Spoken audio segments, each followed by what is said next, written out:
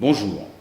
Pour ce premier web édito, j'ai choisi de vous parler du projet de loi Hôpital, Patients, Santé, Territoire, autrement dit la loi Bachelot, votée au mois de mars à l'Assemblée nationale.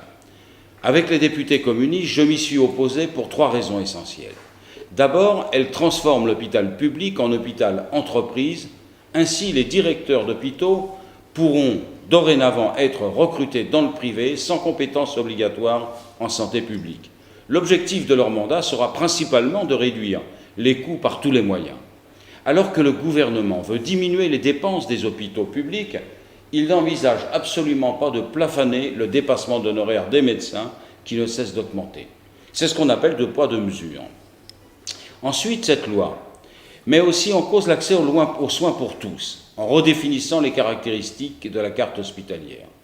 Elle prévoit de regrouper entre eux les unités de soins du public comme du privé, afin de stimuler, soi-disant, une concurrence qui se fera toujours au détriment des hôpitaux publics, avec bien souvent la casse des hôpitaux de proximité, comme c'est le cas d'ailleurs avec la maternité Jean Rostand à Ivry, où naissent chaque année plus de 2000 gamines et gamins.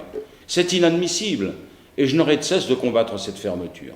Enfin, cette loi Bachelot, c'est de l'autoritarisme pur et simple. En créant des agences régionales de la santé, le gouvernement veut mettre la main sur tous les échelons de la politique sanitaire. Les directeurs de ces agences nommés par lui seront de super-préfets de la santé, chargés d'appliquer sa politique libérale sur tout le territoire. Autant dire que le secteur médico-social, l'aide aux plus démunis, la médecine scolaire, la médecine du travail seront les parents pauvres de ce système de santé. On peut dire qu'il s'agit d'un véritable recul de civilisation.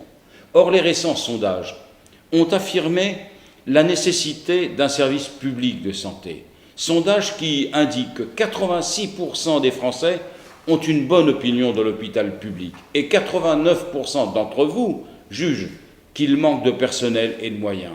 C'est un message clair qui signifie que l'hôpital et le droit à la santé ne doivent plus être sacrifiés sur l'autel des restrictions budgétaires et du libéralisme. D'autant que l'argent existe.